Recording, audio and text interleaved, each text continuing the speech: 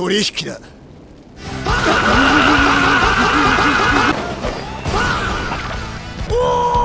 こいつは確実に全プレイヤーの情報を開示させろ。ほら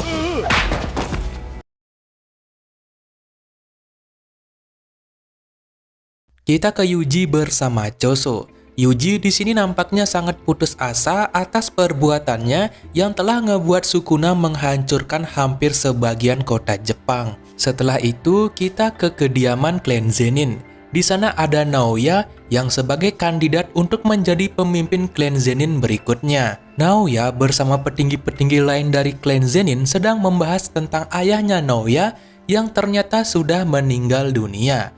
Yang kita ketahui, kalau ayahnya Naoya yaitu Naobito sudah dibakar habis sampai gosong oleh Jogo. Dan kini, Naobito sudah meninggal dunia. Sekarang jabatannya harus digantikan. Di pembahasan ini kita diperkenalkan seseorang.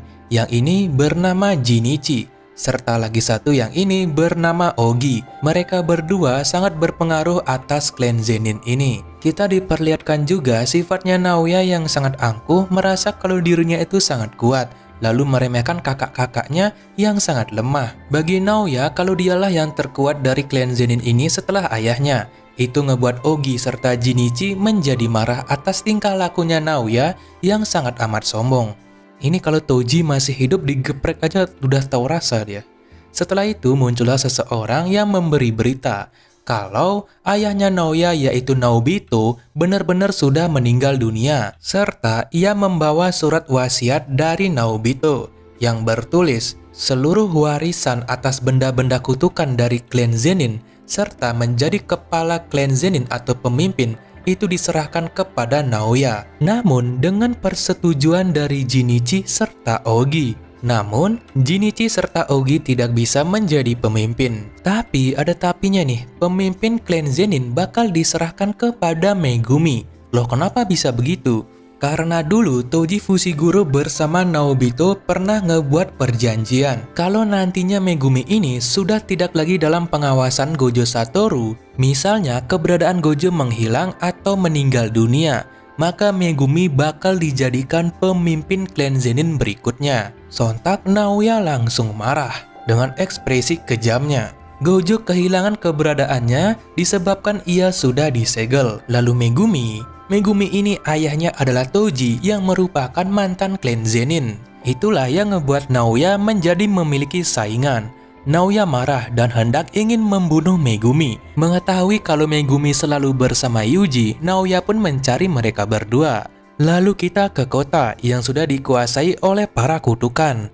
Bersama Yuji yang memancing semua kutukan untuk pergi ke satu titik tempat agar bisa dibunuh sekaligus. Yuji mengingat teman-temannya yang sudah gugur atas insiden Shibuya ini. Itu ngebuat Yuji benar-benar mengalami trauma. Yuji memancing monster-monster kutukan untuk dikalahkan bersama Choso yang akan membantunya. Mereka pun bekerja sama untuk membasmi kutukan.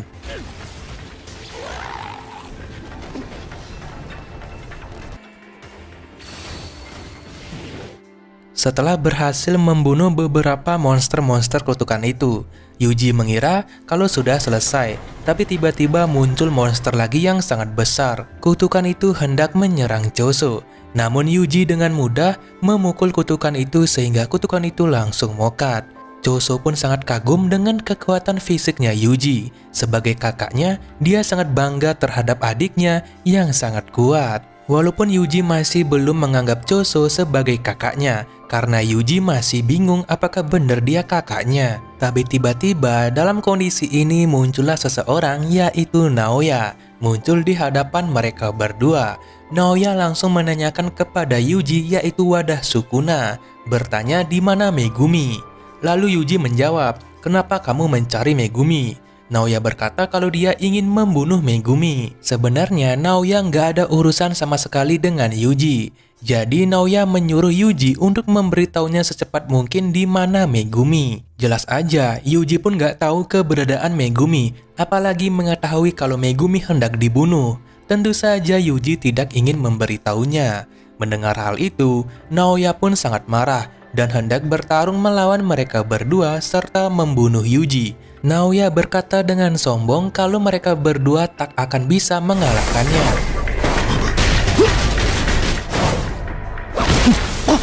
Walaupun Naoya ini sangat sombong serta banyak yepingnya, tapi ternyata sesuai skill. Kecepatannya Naoya sangatlah amat cepat. Tapi pertarungan itu tiba-tiba berhenti karena mereka bertiga merasakan hawa kehadiran yang sangat amat mengancam. Apakah ada kutukan tingkat tinggi yang muncul di hadapan mereka bertiga? Namun sebelum semua itu, kita ke Yuji bersama Choso. Di saat itu, Choso menyuruh Yuji untuk kembali ke SMA Jujutsu. Namun Yuji menolak. Yuji beranggapan kalau semua insiden ini adalah ulahnya Yuji, serta Yuji sangatlah berdosa. Jadi tidak pantas lagi berada di SMA Jujutsu. Balik lagi ke pertarungan yang tadi, Yuji mengira kalau hawa keberadaan itu adalah Gojo Sensei. Namun ternyata bukan. Yang datang menghampiri mereka adalah sosok Yuta. Yuji menyadari kalau hawa kehadiran Yuta lebih mengerikan dari Gojo Sensei. Yuji beranggapan kalau Yuta bisa lebih kuat dari Sukuna. Yuta berkata kalau dia dikirim ke sini untuk membunuh Yuji atas semua perbuatannya. Ketika Yuta turun dari gedung itu, ya, sekali turun aja di sekitarnya menjadi hancur. Yuta udah siap dengan katananya untuk ngebunuh Yuji. Melihat ada sosok yang amat kuat, Naoya pun langsung bilang kalau dia ada di pihak Yuta. Dia tidak akan ikut campur untuk urusan Yuta membunuh Yuji. Jadi Naoya mempersilahkan Yuta untuk ngebunuh Yuji. Serta Naoya juga ingin membantu Yuta kalau dia bakal mengurus lagi satunya, yaitu Choso. Walaupun Naoya tidak mengetahui siapa itu Choso, Yuta menyetujui hal itu. Choso menyuruh Yuji untuk lari dari sini, maka Choso yang akan menahan mereka berdua. Sehingga Yuji mempercayai Choso untuk menyerahkan semua ini. Karena Choso sangat menyayangi Yuji, sebab Choso tahu kalau Yuji itu benar-benar adiknya. その代わりあなたは全員直哉 Namun Yuta sudah langsung mengejar Yuji. Choso hanya bisa menahan Naoya. Jadi mau nggak mau, mereka berempat harus bertarung dengan 1 versus 1. Naoya lagi dan lagi yeping kalau Choso tidak bakal bisa mengalahkannya. Info Naoya di mana sini Baywan sama admin jir. Kita ke Yuta. Yuta berkata kepada Yuji kalau energi kutukan yang dimiliki Yuta itu lebih banyak daripada Gojo. Bisa dibilang Yuta ini setara Gojo. Tapi karena Gojo ini memiliki mata Six Eyes, jadi Gojo bisa mengontrol energi sihirnya agar tidak boros. Berbeda dengan Yuta yang tidak bisa mengontrol energi kutukannya agar tidak boros. Itulah yang menyebabkan energi kutukan Yuta menjadi cepat berkurang, berbeda dengan Gojo. Jadi mau nggak mau, Gojo tetaplah yang terkuat. Di pertarungan itu, Yuji memasuki mobil melihat pisau lalu mengambilnya untuk menjadikan senjata. Yuji pun bertarung dengan pisau itu.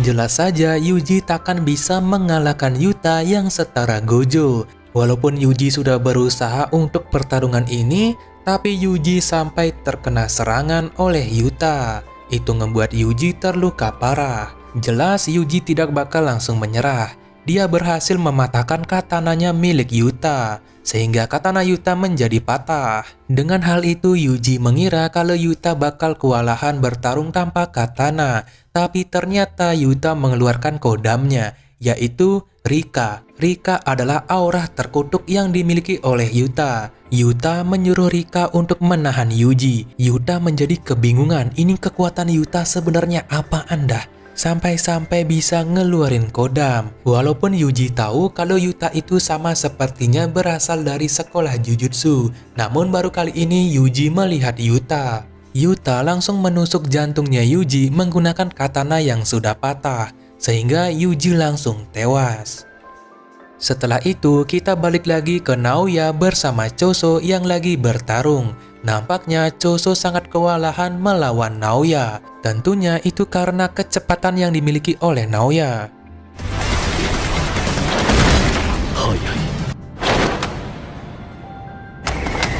あちらから開示する。 Naoya berhasil melukai Choso. Jelas aja karena Naoya sangat cepat bergerak, sehingga Choso tidak bisa menghindari serangan miliknya Naoya. Apalagi Naoya tiba-tiba mengeluarkan pisau dan menusuk Choso. Tebak kenapa Naoya menggunakan pisau?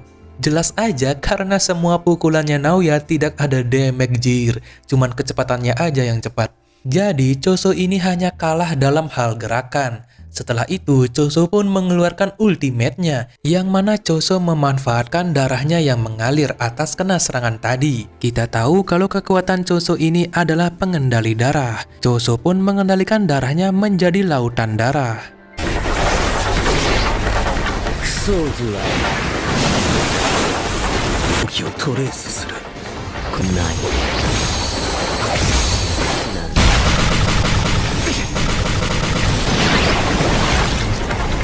Kok bisa darahnya sebanyak itu? Kita tahu kalau Choso itu adalah setengah manusia, setengah kutukan. Choso adalah sosok yang lahir dari sebuah eksperimen. Tubuhnya Naoya tidak bisa menerima darahnya Choso, karena Choso bukanlah murni manusia. Kayak beracun gitu darahnya. Setelah itu muncullah Yuta secara tiba-tiba. Yuta yang muncul langsung menghampiri Choso dan membuatnya pingsan. Terlihat Yuji telah mati. Yuta berkata kepada Naoya kalau dia bakal menyembuhkan luka-lukanya Naoya. Tapi Naoya harus memberitahu kepada semua orang kalau Yuji telah mati. Sebenarnya Naoya gengsian banget meminta bantuannya Yuta untuk menyembuhkan dirinya. Ditambah setelah sombong di hadapan Choso, tapi Naoya sendiri yang kalah. Naoya langsung disembuhkan oleh Yuta. Setelah semua itu, kita ke Yuta lagi bersama Yuji. Nah, ternyata Yuji ini masih hidup dan Yuji tiba-tiba sadar kembali. Yuta menunggu Yuji bangun. Melihat Yuji yang sudah bangun, Yuta sangat lega. Yuji pun kebingungan. Loh, ini kenapa gue tiba-tiba hidup lagi? Yuta menceritakan waktu dia sedang berada di luar negeri dan sebelum kejadian semua ini, Gojo pernah menghampiri Yuta. Gojo berpesan kepada Yuta, jika nantinya Gojo ini kenapa-napa, lalu ada murid ajaran tahun pertama yaitu Yuji sebagai wadah Sukuna, maka lindungilah Yuji. Dan sekarang para petinggi Jujutsu memberi hukuman mati kepada Yuji. Lalu Yuta lah yang turun tangan untuk membunuh Yuji. Mengapa Yuta melakukan hal itu? Karena itu ada sebabnya. Sebenarnya sejak awal Yuji ini sudah diberi hukuman mati ketika ia memakan jari Sukuna. Namun karena pengawasan Gojo Satoru, Yuji dibiarkan hidup untuk sementara waktu sebagai wadah Sukuna. Tapi karena sekarang Yuji tidak diawasi oleh Gojo lagi, disebabkan Gojo telah disegel, Yuji mau nggak mau harus dibunuh sekarang. Maka dari itu, Yuta lah yang membunuh Yuji. Namun setelah jantungnya Yuji ditusuk dan Yuji beneran mati, Yuta langsung menggunakan teknik pembalik kutukan, yang mana teknik ini bisa mengubah energi kutukan negatif menjadi energi penyembuh. Itulah mengapa Yuji bisa hidup kembali berkat teknik itu. Yang Yuta tahu kalau teknik ini hanya bisa digunakan oleh Gojo Sensei serta Yuta sendiri. Tapi para petinggi tidak mengetahui kalau Yuta bisa menggunakan teknik ini. Jadi intinya perjanjian sakral untuk membunuh Yuji udah beres dan Yuji udah dihidupkan kembali. Yeay. Tapi tiba-tiba Megumi datang dari belakang menghampiri Yuji. Megumi langsung mengajak Yuji untuk kembali ke SMA Jujutsu. Karena kata Megumi, pelindung sekolah itu sudah mulai melemah. Namun Yuji menolak untuk pergi ke sana lagi. Sebab Yuji sudah tidak layak untuk berada di sana. Yuji beranggapan kalau dirinya udah banyak dosa.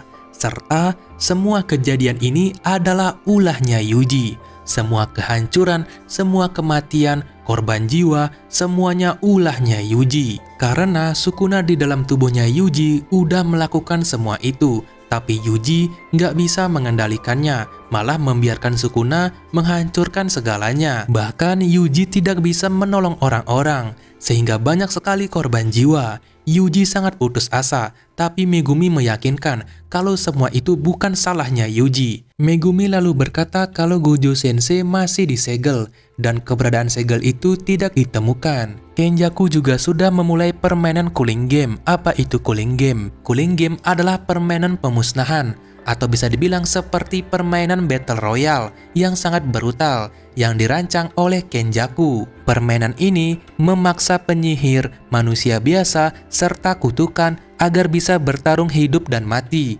Tujuan berjalannya cooling game sendiri sebagai langkah maju mengembangkan umat manusia menjadi satu entitas maha kuasa, di mana para pemain yang terdiri dari penyihir jujutsu, kutukan, serta warga biasa harus saling membunuh untuk mengumpulkan poin. Permainan ini berlangsung selama 19 hari, di mana untuk mendapatkan poin dalam cooling game ini, pemain diketahui harus mengakhiri nyawa pemain lain. Terkait dari penjelasan lebih detail dari permainan ini bakal saya jelaskan di episode selanjutnya. Intinya, kakak tirinya Megumi terjebak dalam game ini, yang mana kakak tirinya Megumi bernama Tatsumiki Fushiguro. Tatsumiki adalah manusia biasa namun terjebak di dalam game itu. Oleh sebab itu, Megumi meminta bantuan Yuji untuk membantunya menyelamatkan kakak tirinya. Tapi sebelum itu, mereka harus mencari cara untuk membebaskan Gojo Satoru dari segelnya. Untuk mengetahui cara membebaskan Gojo, mereka harus bertemu dengan Master Tengen. Namun untuk bertemu dengan beliau sangatlah susah. Lokasi Master Tengen berada di dalam kamarnya yang disebut koridor makam bintang, sebuah ruangan tersembunyi jauh di bawah SMA Jujutsu. Lokasi ini dilindungi oleh penghalang canggih yang mencakup fitur-fitur banyak pintu untuk mencegah penyusup. Jadi, hanya ada satu pintu masuk aja yang bisa membawa mereka ke Master Tengen. Tapi untuk mengetahui pintu yang asli sangatlah sulit. Jadi mereka nggak tahu yang mana pintu aslinya. Di sini Yuji sempat bertanya kepada Megumi bagaimana keadaannya Nobara. Namun, Megumi menundukkan kepalanya saja, yang artinya keadaan Nobara tidak bisa diketahui, sebab dia masih sekarat. Mendengar hal itu, Yuji pun sangat sedih. Yuji bangkit kembali, lalu berkata kepada Yuta, jika tubuhnya Yuji kehilangan kendali lalu diambil alih oleh Sukuna, maka bunuhlah aku, ucap Yuji. Yuta menerima hal itu dan berusaha untuk membunuh Yuji di saat itu. Namun di sela-sela pembicaraan mereka, tiba-tiba muncul Choso yang udah sadar dari pingsannya. Dia berkata kalau dia tahu tempat makam koridor bintang, pintu menuju Master Tengen. Choso mengetahui lokasi Master Tengen karena saudara-saudaranya sudah lebih dulu berada dan menjaga tempat tersebut. Dari hubungan darah dan ikatan sesama saudara, Choso menyadari keberadaan mereka, sehingga ia mengetahui di mana Master Tengen berada. Mereka pun langsung pergi ke SMA Jujutsu di ruangan bawah tanah menuju tempat makam koridor bintang. Ini termasuk ruangan rahasia juga. Mereka memasuki tempat itu, tapi mereka di sana ternyata bertemu dengan seseorang, yaitu bertemu dengan Maki serta Yuki. Siapa Yuki bang? Salah satu temannya Gojo lah, penyihir Jujutsu juga. Mereka pun kaget melihat tubuhnya Maki serta wajahnya Maki yang sudah dipenuhi luka-luka. Mengapa Maki bisa begitu? Itu disebabkan Maki terkena serangan api miliknya Jogo waktu insiden Shibuya itu, sampai dibakar menjadi gosong jir. Serta di situ juga lah insiden Nanami, yaitu seorang penyihir Jujutsu juga yang dibakar habis oleh Jogo sampai menjadi ayam panggang. Yuki menjelaskan mengapa Maki masih bisa selamat. Itu dikarenakan Maki memiliki fisik yang luar biasa. Maka dari itu Maki masih bisa selamat walaupun penuh luka. Mengapa tubuhnya Maki masih kuat menahan luka itu? Itu dikarenakan Maki sendiri lahir dengan kekuatan pembatasan surgawi. Itulah yang menyebabkan fisiknya Maki sangat kuat. Namun pembatasan surgawi yang dimiliki oleh Maki belum mencapai puncak sempurna seperti Toji. Setelah itu Choso pun mengambil alih pembicaraan. Dia berkata kalau dia tahu tempat Master Tengen berada. Choso berkata kalau saudara-saudaranya yang merupakan janin kutukan berada di tempat Master Tengen karena Kenjaku dengan sengaja menempatkan mereka di sana. Tujuannya adalah untuk menjaga penghalang Tengen sekaligus mengawasi siapapun yang akan mencoba mendekat. Karena Choso dan saudara-saudaranya terhubung melalui ikatan darah, Choso pun bisa merasakan keberadaan mereka. Dari situlah Choso mengetahui bahwa saudara-saudaranya berada di sekitar Master Tengen dan akhirnya memahami lokasi Tengen itu sendiri. Mereka pun mempertanyakan siapa Choso kepada Yuji. Yuji berkata, untuk sementara ini dia adalah kakakku, sehingga Choso langsung berteriak, Yuji! Setelah itu, mereka pun pergi ke tempat Master Tengen berada dengan arahannya Choso. Dan mereka pun benar-benar menemukan satu pintu yang menuju ke tempat itu. Namun di bawahnya ternyata ada sebuah hutan, sehingga mereka mau nggak mau harus menelusuri hutan itu menuju ke Master Tengen berada. Gua jelasin lagi ya, kalau Choso itu hasil dari janin eksperimen buatan seperti saudara-saudaranya yang berada di sini. Lalu mereka pun langsung menaiki lift menuju ke tempat itu. Namun sebelum menuju ke ruangan Master Tengen yang berada di depan sana, mereka pun melihat bercak darah di ruangan itu. Yuki menjelaskan kalau insiden itu berasal dari 11 tahun yang lalu ketika Gojo dibantai oleh Toji, serta penembakan Riko yang dilakukan oleh Toji sehingga darahnya masih berbekas di sana. Dan akhirnya mereka pun mencapai ruangan Master Tengen. Mereka pun memasuki ruangan itu. Tapi setelah dimasuki, loh kok ruangannya full putih gini? Seharusnya ruangannya tidak seperti ini. Lalu di mana Tengen berada? Yuki pun mengira kalau mereka semua ditolak masuk ke tempat Master Tengen. Yuki berkata, tidak, mungkin aku sendiri yang ngebuat Master Tengen tidak memperbolehkan mereka bertemu dengannya. Mereka pun memutuskan untuk pergi dari sana. Tapi ada sosok putih yang memanggil mereka. Lalu sosok putih ini mengetahui beberapa dari mereka, seperti Megumi dan juga wadah Sukuna. Siapa sebenarnya sosok putih ini? Sosok putih ini mengenali semuanya yang ada di sana dan menyapa mereka. Namun, kecuali Yuki. Yuki diabaikan karena ternyata makhluk putih ini adalah Master Tengen, dan dialah yang mereka cari-cari saat ini. Lalu Yuki bertanya kenapa Tengen tidak menyapanya. Tengen lalu berkata kalau dia takut Yuki ini adalah seorang pengkhianat dan bekerja sama bersama Kenjaku. Namun Yuki membantah hal itu. Dia tidak bekerja sama dengan Kenjaku. Lalu Yuji bertanya kenapa Master Tengen wujudnya seperti itu. Master Tengen lalu berkata kalau dia memang abadi, tapi tidak dengan wujudnya. Sewaktu-waktu wujudnya bakal berubah menjadi entitas yang tidak dikenal. Malahan bisa sampai menjadi kutukan. Mengapa Tengen bisa sampai seperti itu? Ternyata dulu 11 tahun yang lalu ketika Tengen ini hendak diberi wadah, tapi wadah itu langsung dibunuh oleh Toji Fushiguro yang ikut campur dengan masalah ini. Seharusnya selama 500 tahun sekali, Tengen harus diberi wadah yang cocok dengan dirinya untuk menyatu. Seperti 11 tahun yang lalu, ada perempuan bernama Riko Amanai, dia cocok untuk menjadi wadahnya Tengen, bisa disebut plasma bintang. Namun di hari penyatuannya, Riko malah dibunuh oleh Toji. Tengen lalu berkata, jika ingin informasi maka berikan dia 2 pengawal untuk menjaga dirinya sendiri. Ternyata Kenjaku telah merencanakan sesuatu untuk mengincar Master Tengen. Karena nggak ada pilihan lagi, akhirnya beberapa dari mereka menjadi pengawal Master Tengen, yaitu Yuki bersama Choso yang bakal menjaga Master Tengen sebagai pengawalnya. Yuki lalu bertanya apa sebenarnya rencananya Kenjaku. Rencana Kenjaku adalah untuk menyatukan Master Tengen bersama umat manusia. Yang kita tahu, kebanyakan umat manusia yang ada di bumi tidak memiliki energi kutukan.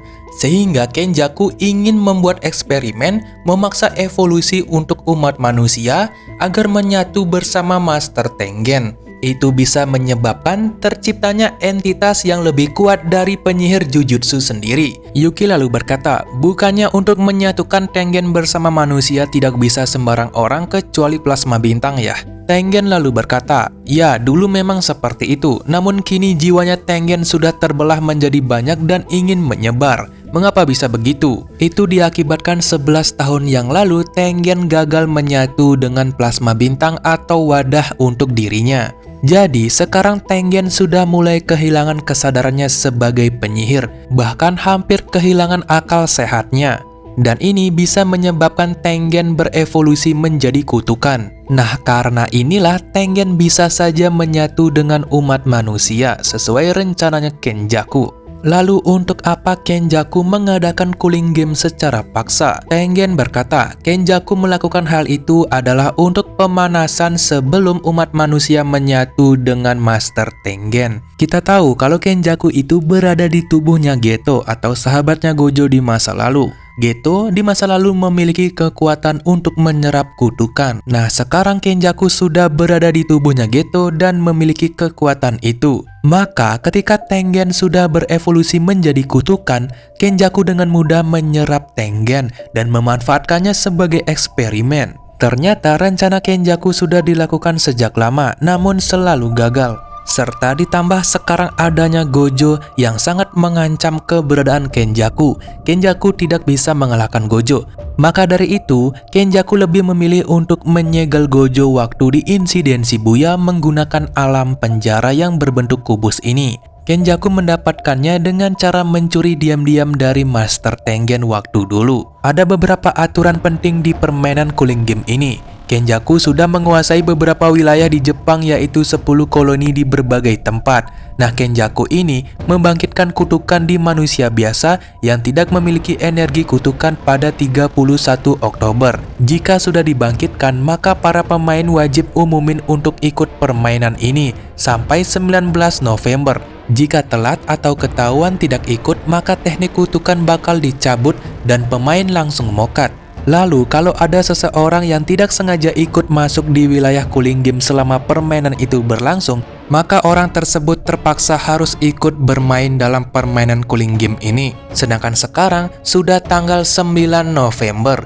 Mereka harus secepatnya menemukan kakaknya Megumi yang telah diculik oleh Kenjaku untuk ikut bermain cooling game. Kita tahu kalau itu semua adalah ulahnya Kenjaku di akhir season 2, yang mana Kenjaku memulai ritual untuk membangkitkan penyihir-penyihir kuno dari zaman dulu dengan cara menggunakan tubuh manusia modern sebagai wadahnya, dan Tsutsumiki lah sengaja dipilih oleh Kenjaku seperti Yuji yang telah menjadi wadahnya Sukuna, tapi dengan cara yang berbeda. Kesimpulannya, ini semua adalah ulahnya Kenjaku untuk membangkitkan penyihir-penyihir kuno dari zaman dulu. Lalu seperti apa cara main cooling gamenya? Sistem main gamenya gampang, mokatin orang dapat poin. Poinnya seberapa banyak? Tergantung game masternya. Tapi apa itu game master? Game master adalah entitas yang diperankan oleh Shikigami berbentuk lebah bernama Kogane. Dia menempel pada setiap peserta. Kogane mengatur jalannya permainan, mencatat poin, dan menegakkan aturan, termasuk menghukum pelanggar dengan mencabut teknik kutukannya yang berujung kematian. Ini kan permainan saling bunuh. Untuk membunuh penyihir dapat 5 poin. Kalau membunuh manusia non-penyihir dapat 1 poin. Nah, manusia yang tidak ditandai oleh Kenjaku untuk dibangkitkan, maka menjadi sasaran empuk bagi penyihir jahat. Serta kutukan juga bakal ikut untuk permainan cooling game ini. Nah, kalau poinnya berhasil dikumpulkan sampai 100 poin, poinnya bisa dipakai menambah atau membuat aturan baru dari cooling game ini. Tapi dengan syarat, tidak boleh merusak alur permainan ketika menambahkan aturan. Sekarang bagaimana cara membebaskan Gojo? Tengen lalu mengeluarkan kubus alam penjara. Loh, bagaimana Tengen mendapatkan itu? Ternyata kubus alam penjara yang dipegang oleh Tengen adalah pintu belakang menuju alam penjara. Sedangkan yang dipakai Kenjaku untuk menyegel Gojo adalah pintu depan alam penjara. Lantas bagaimana cara untuk membebaskan Gojo di alam penjara itu? Tentunya ada kunci untuk membuka dari pintu belakang agar Gojo bisa keluar dari sana. Yang pertama ada tali hitam, lalu yang kedua ada tombak pembalik. Keduanya bisa menjadi kunci untuk membebaskan Gojo dari alam penjara melalui pintu belakang. Namun sayangnya tali hitam itu telah disegel dan dihancurkan oleh Gojo. Serta yang lagi satu, tombak pembalik itu juga telah dihancurkan oleh Gojo. Ini sepertinya Gojo trauma dengan tombak pembalik yang pernah digunakan oleh Toji untuk menggorok Gojo. Melihat kelakuan Gojo Sensei, Megumi serta Yuji sangat kesal atas kelakuan gurunya tersebut. Ya dipikir aja gitu, benda yang bisa menyelamatkan gurunya sendiri malah dihancurin sama gurunya sendiri. Aduh, jadi gimana dong? Ternyata ada solusi lagi satu agar bisa membuka alam penjara di pintu belakang, yaitu dengan cara mencari Angel. Siapa itu Angel? Angel adalah penyihir kuno berusia 1000 tahun yang lalu. Angel sekarang berada di tubuh manusia yang bernama Hana Kurusu. Kekuatan utama dari Angel sendiri adalah mampu membatalkan, menghapus, atau memurnikan segala jenis kutukan, termasuk benda terkutuk tingkat tinggi, seperti kubus alam penjara. Jadi Angel bisa membuka kubus alam penjara itu dengan cara paksa. Dan sekarang mereka harus mencari keberadaan Angel di permainan Cooling Game nanti. Sama halnya dengan Angel yang telah dibangkitkan oleh Kenjaku waktu itu. Namun Angel lebih dulu bangkit ketimbang yang lain. Dan mereka pun sekarang membagi tugas. Yuta hendak mendahului memainkan Cooling Game ini di antara mereka. Yuta akan bermain di wilayah yang berbeda, serta dia bakal secepat mungkin mengumpulkan 100 poin agar ia bisa menambahkan satu peraturan. Tentunya Choso dan Yuki menjadi pengawalnya Tengen yang akan berjaga di tempat ini. Sedangkan Megumi serta Yuji berencana untuk mencari Angel yang berada di tubuh Hana Kurusu agar bisa membebaskan Gojo dari segel alam penjara. Berbeda dengan Maki Zenin yang bakal pulang dulu ke klannya untuk mengambil senjata kutukan sebelum bertarung. Tapi sebelum menemukan Angel, Yuji bersama Megumi disuruh untuk mencari Hakari Kinji dulu untuk mengajaknya bergabung dalam permainan ini agar mereka tidak kekurangan kekuatan dan peserta. Hakari termasuk murid SMA Jujutsu juga. Lalu setelah semua itu, mereka pun berpisah dengan Tengen, Choso, serta Yuki, meninggalkan mereka berdua yang ada di ruangan Tengen. Yuji lalu memberikan salam perpisahan kepada Choso. Sampai jumpa dan sampai bertemu lagi Choso. Itu ngebuat Choso sangat senang dan bahagia mendengar perkataannya Yuji. Nah itu ngebuat Choso menjadi mewek dan nangis.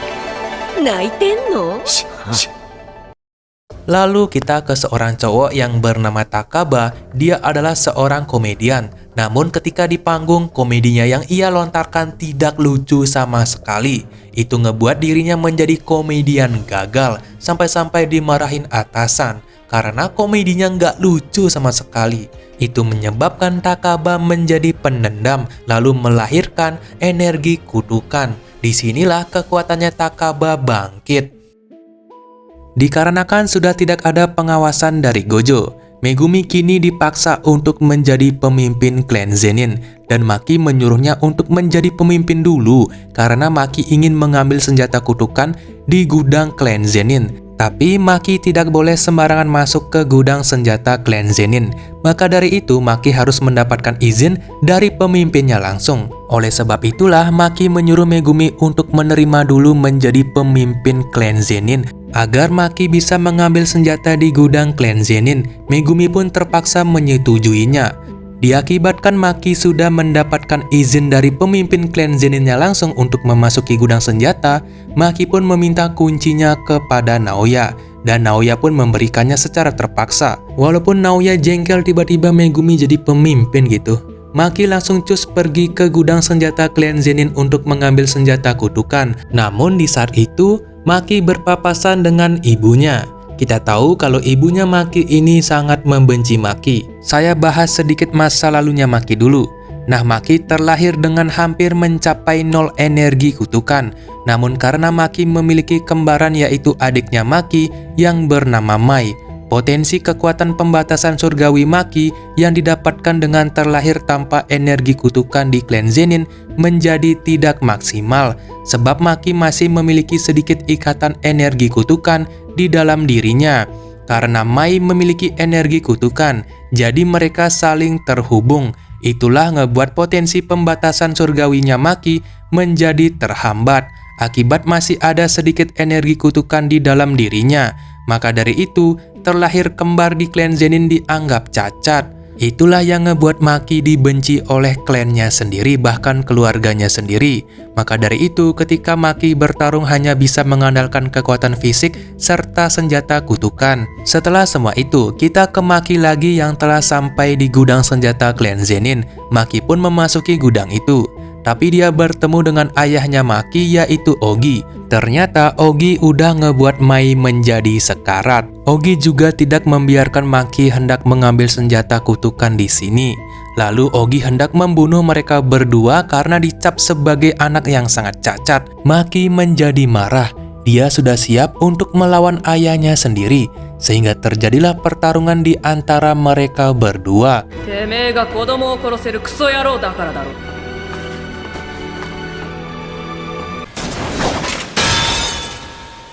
なぜ私が当主になれなかったか。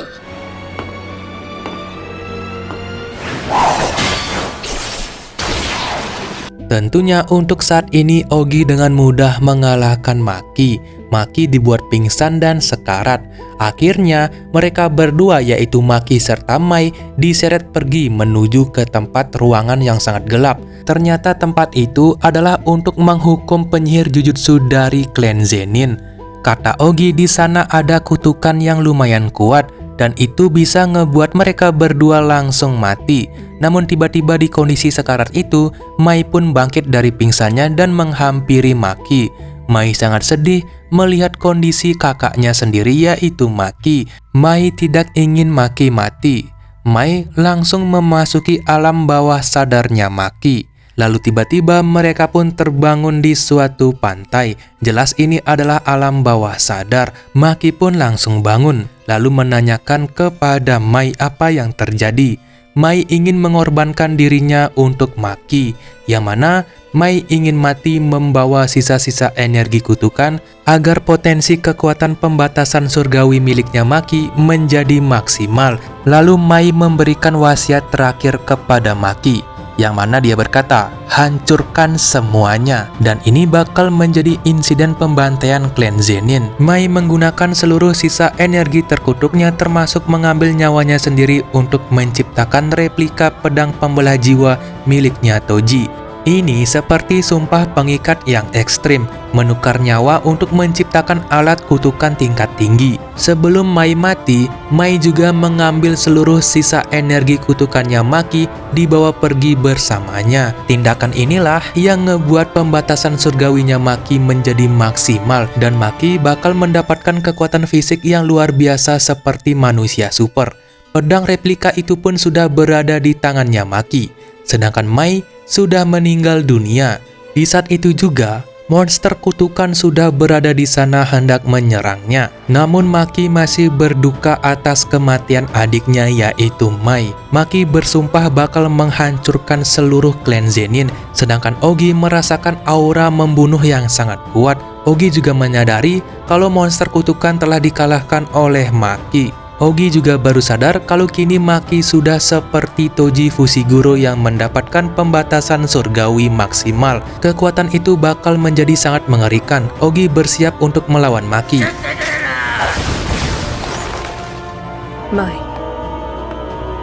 始めるよ。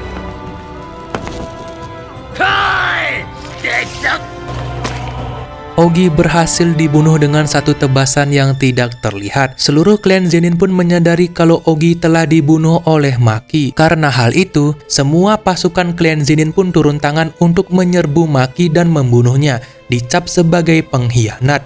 Dan Maki pun berjalan dengan santai menghadapi pasukan-pasukan klan Zenin itu. Ini bakal menjadi pertarungan yang sangat epik, cuy. Lihat aja, mari kita tonton pertarungannya. 正解だったんだろうな。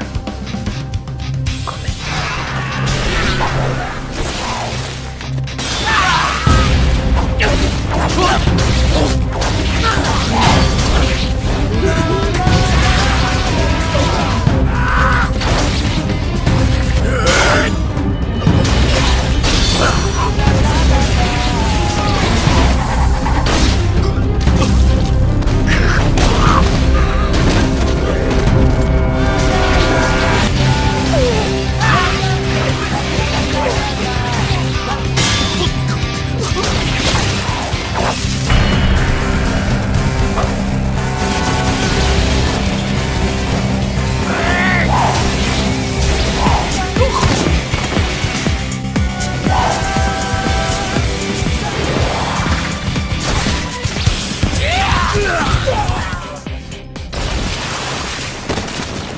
Jelas saja dengan kekuatan Maki yang sekarang bisa ngebantai seluruh pasukan antek-antek klan Zenin menjadi lautan anggur.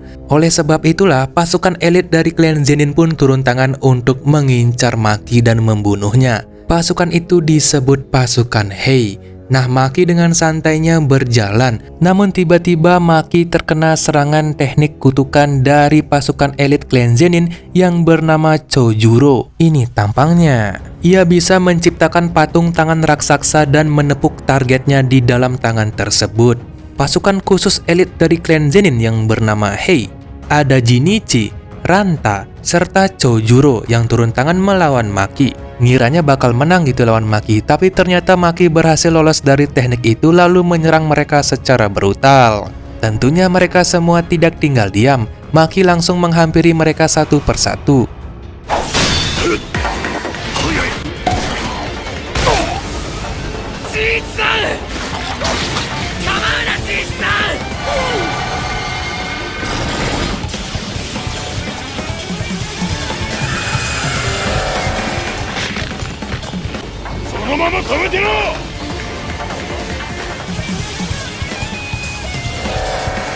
Ranta menahan Maki agar tidak bisa bergerak menggunakan teknik terkutuknya seperti gravitasi. Ranta menyuruh Jinichi untuk langsung membunuh Maki, karena Maki kini sudah menjadi seperti Toji. Ranta mengingatkan kalau klan Zenin masih ada sampai saat ini sebab Toji tidak memilih untuk memusnahkan mereka. Amarahnya Toji waktu itu ditenangkan oleh seorang wanita yang sekarang menjadi Mama Megumi. Dan sekarang Maki memiliki kekuatan seperti Toji yang bisa menghancurkan klan Zenin. Jinichi pun langsung melancarkan serangan 1000 pukulan kepada Maki. Tapi keren juga serangannya Jinichi kayak telapak Buddha gitu loh.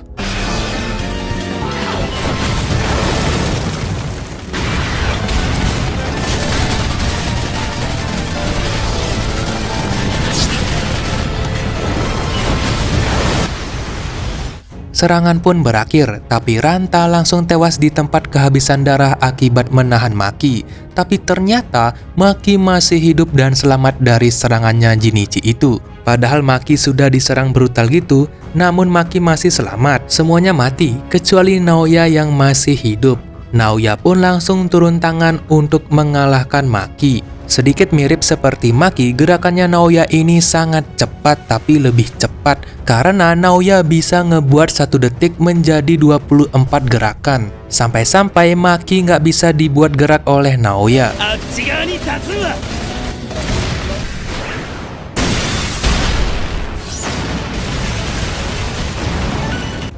Sebelum itu, kita ke masa lalunya Naoya dulu waktu kecil. Nah, ternyata waktu itu Naoya sangat mengidolakan Toji sampai saat ini. Waktu Toji masih menjadi bagian dari keluarga klan Zenin, Naoya mengakui Toji adalah orang yang sangat kuat walaupun dia tidak memiliki energi kutukan. Namun Maki sekarang memiliki kekuatan seperti Toji, tapi Naoya tidak mengakui Maki. Naoya langsung ingin melancarkan satu serangan yang sangat cepat terhadap Maki. Sampai-sampai kecepatannya itu gila banget sih. Sedangkan Maki sudah siap menunggu serangannya Naoya yang akan datang sekarang. Maki hendak membaca arah serangannya Naoya.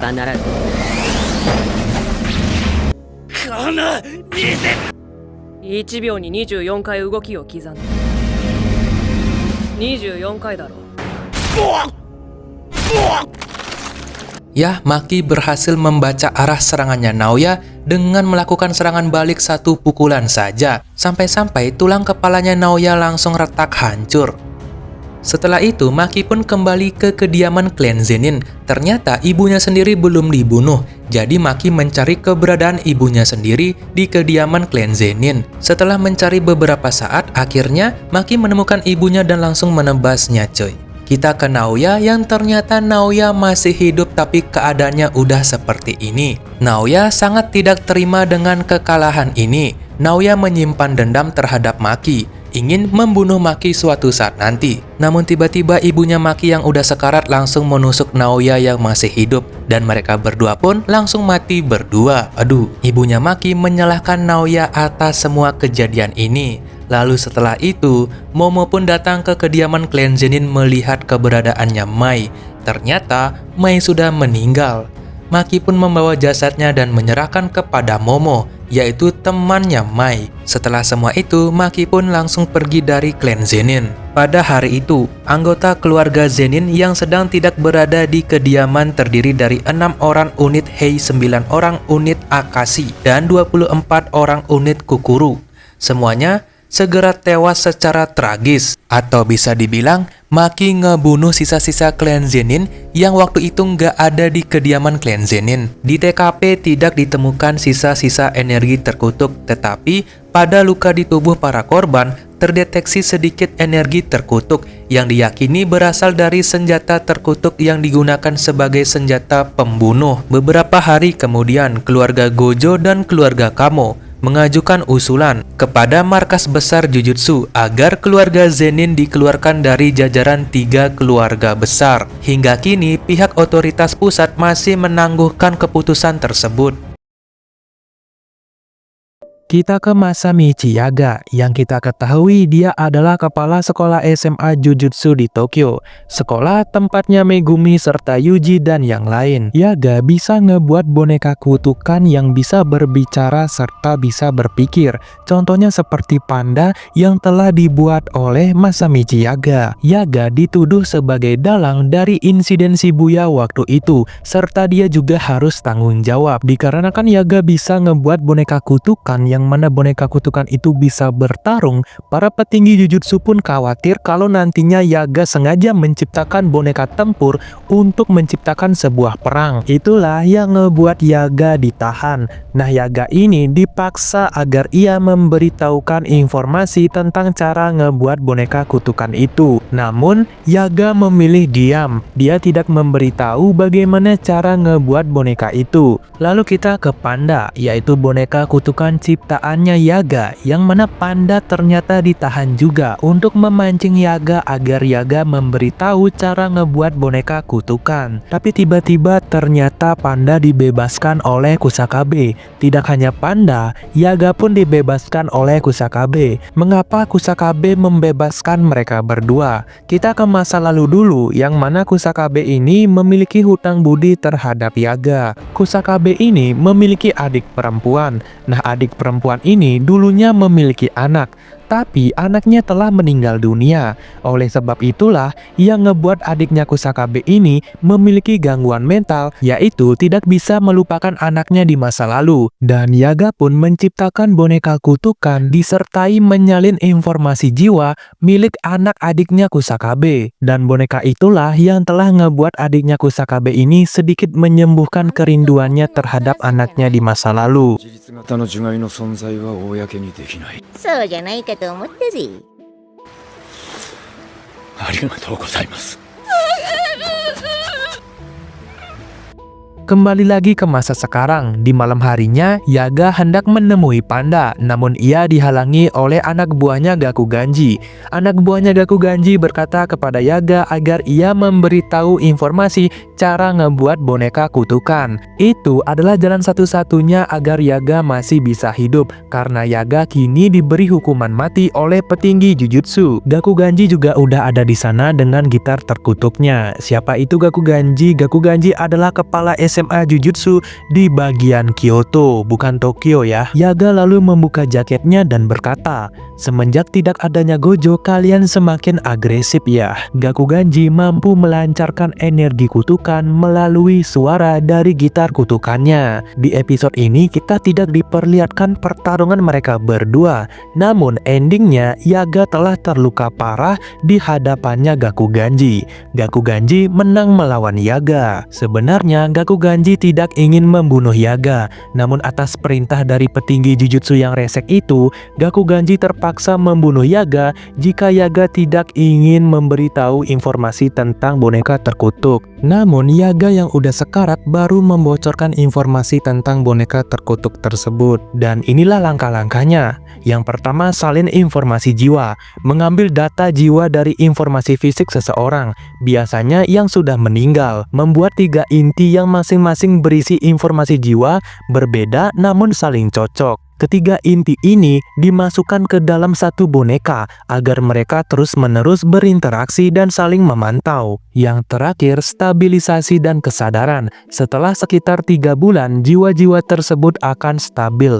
Boneka akan memiliki kesadarannya sendiri dan mulai bisa memproduksi energi kutukannya sendiri secara mandiri. Itulah cara pembuatan nasi goreng, boneka terkutuk maksudnya. Setelah semua itu, tiba-tiba panda pun langsung datang tapi sudah terlambat. Yaga lalu meninggal dunia di pelukannya panda. Panda sangat sedih. Dia memeluk Yaga. Bahkan seorang boneka terkutuk pun bisa menangis. Setelah semua itu, kita ke Yuji bersama Megumi, yang mana misi mereka adalah untuk merekrut Hakari Kinji ikut ke dalam cooling game. Sesuai arahannya Master Tengen, mereka berdua diberitahu tempat keberadaannya Hakari Kinji. Nah, Hakari Kinji ini diskors dari sekolah SMA Jujutsu diakibatkan ia membuat bisnis gelap di luar sekolah. Nah, agar berhasil bertemu dengan Hakari Kinji, Megumi serta Yuji mengganti pakaiannya dari sebelumnya pakaian SMA Jujutsu jadi pakaian biasa, agar nggak diketahui oleh Hakari Kinji kalau mereka berasal dari SMA Jujutsu. Mereka pun sampai di tempat bisnis gelapnya Hakari Kinji. Di sana udah ada penjaga. Megumi lalu berkata kalau dia ingin mendapatkan uang. Ternyata bisnis gelapnya Hakari Kinji itu adalah arena pertarungan. Di sana bakal ada banyak pertarungan untuk mendapatkan uang, bahkan ada banyak taruhan agar saling mendapat keuntungan. Awalnya mereka tidak diberi izin masuk. Megumi berkata kalau mereka berdua adalah penyihir yang ingin mendapatkan uang. Lalu tiba-tiba di salah satu penjaga itu mendapatkan telepon dari bosnya yaitu Hakari Kinji yang membiarkan mereka masuk. Tapi hanya satu saja yang boleh masuk, yaitu Yuji. Yuji diperbolehkan masuk sedangkan Megumi tidak. Karena Hakari Kinji sudah melihat mereka berdua di kamera pengintai dan hanya tertarik terhadap Yuji saja. Mau nggak mau mereka harus sepakat dengan hal ini. Setelah itu Yuji sudah berada di dalam. Penjaga di sana berkata jika Yuji ingin mendapatkan uang maka ia harus bertarung dan menang. Yuji bakal menjadi peserta di pertarungan ini. Nah, di arena pertarungan ini penyihir memang diperbolehkan ikut, tapi tidak boleh menggunakan energi kutukan karena lawan mereka bisa saja nanti bukan seorang penyihir melainkan manusia biasa. Jadi hanya mengandalkan kekuatan fisik saja dalam pertarungan ini. Yuji hanya bisa mengiyakannya lalu mengikuti alur permainan ini. Setelah itu akhirnya mereka pun sampai di arena pertarungan. Yuji bakal siap bertarung. Lalu siapa lawannya Yuji? Yuji yang melihat lawannya hanya bisa tersenyum lebar. Siapa lawannya? Yaitu Panda-chan. Loh, kok mengapa Panda ada di sini dan menjadi lawannya Yuji? Mereka berdua pun bertarung. Yuji bertanya mengapa Panda Senpai ada di sini. Ternyata rencana mereka sama, yaitu mencari Hakari Kinji. Tapi Hakari Kinji berada di ruangan yang sulit mereka jangkau. Panda gagal menemui Hakari Kinji. Lalu Panda menyerahkan tugas ini kepada Yuji yang mumpung ada di sini.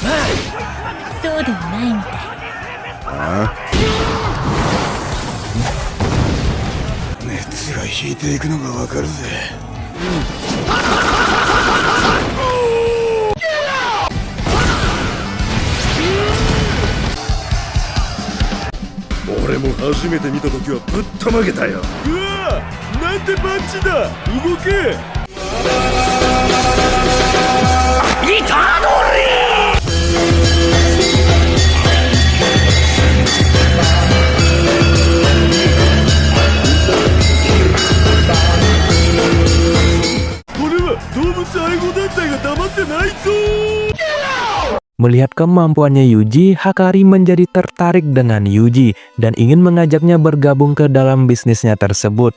Di selain itu, Hakari menyuruh anak buahnya untuk menyelidiki lebih lanjut tentang Megumi, temannya Yuji, karena Hakari masih menaruh kecurigaan kepada mereka berdua. Yuji lalu bertemu dengan pacarnya Hakari Kinji yang bernama Kirara. Kirara lalu membawa Yuji ke tempat Hakari Kinji berada, yang berada di atas gedung tempat kamera pengintai. Lalu kita ke Panda, yang ternyata Panda sudah bersama Megumi. Megumi lalu mengajak Panda untuk bekerja sama dan menyelinap masuk ke tempat bisnisnya Hakari Kinji itu.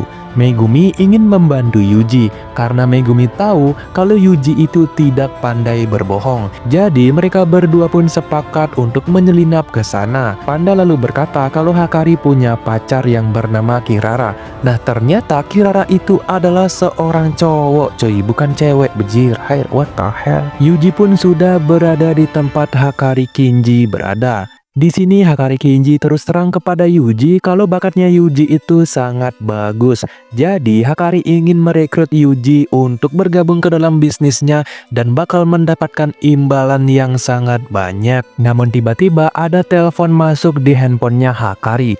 Itu ternyata adalah Kirara yang menelpon Hakari. Hakari pun sadar kalau Kirara sampai menelponnya berarti ada hal yang genting. Lalu Hikara menawarkan minuman kepada Yuji. Setelah menuangkan minuman, Hakari pun bertanya kepada Yuji apakah Yuji mengenal Gojo Satoru. Namun Yuji malah menjawab kalau dia tidak mengenal Gojo Satoru. Itu yang ngebuat Hakari yakin kalau Yuji adalah mata-mata dari SMA Jujutsu. Karena penyihir mana yang tidak mengenal Gojo Satoru.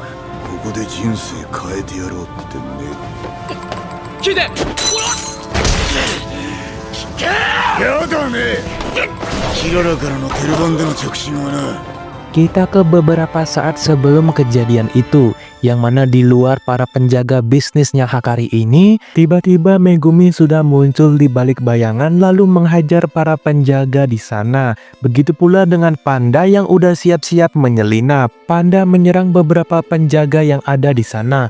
Lalu Panda pun ingin menyusul Megumi yang udah duluan berada di atap gedung untuk menemui Hakari Kinji. Sebenarnya kata Panda pernah kesini.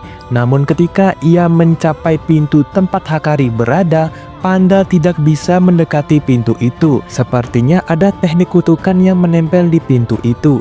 Namun tiba-tiba Kirara udah ada di sana dan mendengar mereka berbicara serta langkah kaki mereka. Mereka berdua pun baru sadar kalau ada Kirara di bawah. Kirara pun mencoba mengingat siapa pria yang Panda bawa saat ini. Kirara pun baru ingat kalau Megumi adalah temannya Yuji. Disebabkan Kirara waktu itu sempat melihat Megumi di kamera pengintai waktu bersama Yuji saat mereka mendaftar. Kirara mengira kalau mereka adalah mata-mata dari SMA Jujutsu. Lalu Kirara menelpon Hakari. Kita juga diberitahu kalau Hakari ini sangat benci SMA Jujutsu serta para petingginya. Itulah yang menyebabkan Hakari ditelepon oleh Kirara waktu tadi. Megumi berkata kalau dia ingin meminta bantuan, namun Kirara tidak percaya lalu terjadi pertarungan di antara mereka. Tapi serangan Shikigami miliknya Megumi tidak bisa menyentuh Kirara. Shikigaminya Megumi malah mental dan mengarah ke Megumi sendiri. Bahkan Panda yang mencoba mendekati Kirara malah tidak bisa, seakan-akan menjadi menjauh, seperti ada teknik kutukan yang tidak bisa mendekati Kirara. Dikarenakan Megumi tidak berniat untuk bertarung, Megumi pun mencoba menghampiri Kirara lagi, lalu ingin berbicara dengan baik-baik tentang masalah yang ingin Megumi sampaikan. Megumi langsung menceritakan semuanya kepada Kirara kalau mereka kalah di insiden Shibuya. Diakibatkan Gojo telah disegel dan kedatangan mereka ke sini untuk meminta bantuannya Hakari. Mendengar semua perkataannya Megumi, Kirara malah tidak percaya lalu memasang wajah seperti ini. Kirara lalu berkata, masa iya seorang Gojo Satoru kalah sampai-sampainya bisa disegel? Tidak ada pilihan lagi, Megumi pun mengeluarkan banyak Shikigami kelincinya untuk bertarung melawan Kirara kembali. Namun di seluruh Shikigami kelincinya Megumi terdapat tulisan Akrus yang menempel di badan-badan para kelinci Shikigaminya Megumi. Para kelinci Shikigaminya Megumi langsung menyerang Kirara, tapi kelincinya Megumi tidak bisa menyentuh Kirara sama sekali. Bahkan kelinci Shikigaminya Megumi langsung meledak semuanya. Barulah kita diberitahu teknik kutukan milik Kirara yang bernama pertemuan cinta. Secara simpelnya ini adalah teknik magnet bintang yang berbasis aturan rasi bintang salib selatan. Kirara menandai orang atau benda dengan energi kutukan menggunakan beberapa tanda bintang yang berbeda-beda. Benda atau orang yang sudah diberi tanda nama bintang yang sama maka akan saling tarik-menarik dengan kuat seperti magnet. Contoh simpelnya ketika Megumi diberi tanda bintang A dan semua Shikigaminya Megumi ditandai nama bintang yang sama seperti Megumi, maka pas Megumi melancarkan serangan Shikigaminya ke arah Kirara bakalan mental dan kembali ke Megumi dengan kecepatan tinggi seperti magnet. Dan alasan mengapa Kirara tidak bisa disentuh karena setiap Kirara menandai nama bintang ke seseorang, orang itu harus mengikuti aturan urutan pola rasi bintang salib selatan. Megumi langsung melihat perutnya, ternyata udah ada tanda bintang yang bernama Akrus. Ini seperti nama tanda bintang di semua Shikigaminya Megumi. Panda mengecek tubuhnya, ternyata udah ada nama bintang yang bernama Imai. Sedangkan nama bintang di pintu tempat Hakari berada bernama Gakrus. Kalau nama bintang di tubuhnya Kirara bernama Ginan. Tapi yang jadi masalahnya adalah mereka harus menyentuh nama bintang sesuai dengan urutan pola rasi bintang salib selatan agar Megumi bisa mencapai pintu tempat Hakari berada. Megumi baru melihat dan mengetahui 4 nama bintang saja. Jadi ternyata nama bintangnya ada 5. Maka oleh sebab itu Megumi harus mencari 1 nama bintang yang tersembunyi di suatu tempat. Kirara mencoba menghalangi Megumi, namun Megumi akhirnya menemukan nama bintang yang tersembunyi itu. Nama bintang itu bernama Mimosa yang berada di balok semen. Pola yang harus mereka lakukan sekarang adalah Panda dengan nama bintangnya menyentuh nama bintang Megumi, lalu ke nama bintang balok semen, dan barulah bisa menyentuh Kirara. Yang terakhir bisa menyentuh pintu tempat Hakari berada, asalkan sesuai urutan ini. Megumi langsung melempar Shikigaminya yang ditandai bintang Akrus sama seperti Megumi sendiri. Kelinci itu diserahkan ke Panda. Panda menyentuh kelinci Megumi terus melempar kelincinya ke balok semen dan kelinci menyentuh nama bintang di balok semen. Barulah Megumi bisa menyentuh Kirara terus ke pintu tempat Hakari. Tapi Kirara tidak membiarkan Megumi menyentuhnya. Kirara menghalangi Megumi. Kirara mengambil sebuah mobil lalu menandai bintang yang sama seperti Megumi ke mobil tersebut, agar pas Kirara melempar mobil itu ke Megumi, maka mobilnya bakal langsung menempel ke Megumi dengan kecepatan tinggi. Tapi ternyata sedari tadi Shikigami serigalanya Megumi sudah disembunyikan di balik tembok. Nah sekarang momen yang tepat, serigalanya Megumi yang memiliki tanda bintang sama kayak Megumi langsung bisa menyentuh Kirara. Kirara pun baru sadar kalau Megumi masih ada Shikigami serigala. Padahal tadi di awal Kirara sudah waspada ke semua Shikigaminya Megumi. Namun Kirara lupa, Megumi langsung menukar tempat di serigalanya dan memegang Kirara. Kirara ditahan sama Megumi. Namun Megumi yang emang dari awal nggak pengen menyakiti Kirara, dia pun langsung membebaskan Kirara lalu memohon kepada Kirara agar Kirara percaya kepadanya kalau Megumi kesini hanya untuk meminta bantuan saja. Sampai-sampai Megumi bersujud. Melihat hal itu, akhirnya Kirara pun mempercayai Megumi.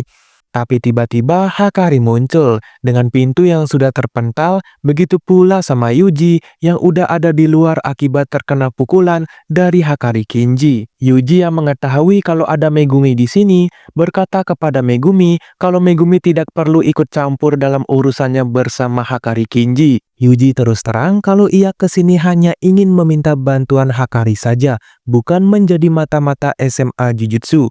Namun Hakari Kinji tetap tidak percaya, lalu memukul Yuji. Sampai-sampai Yuji ini dipukul 2 kali oleh Hakari. Yuji bilang lagi kalau dia kesini untuk meminta bantuan Hakari karena mereka semua sudah kalah di insiden Shibuya, bahkan Gojo telah disegel. Hakari bertanya, jika ingin meminta bantuan mengapa harus aku? Yuji berkata, kata Yuta Senpai kalau Hakari Kinji ini lebih kuat darinya. Maka dari itu, meminta bantuan kepada Hakari Kinji adalah jalan satu-satunya untuk ikut bermain cooling game. Tapi Hakari masih nggak percaya lalu memukul Yuji.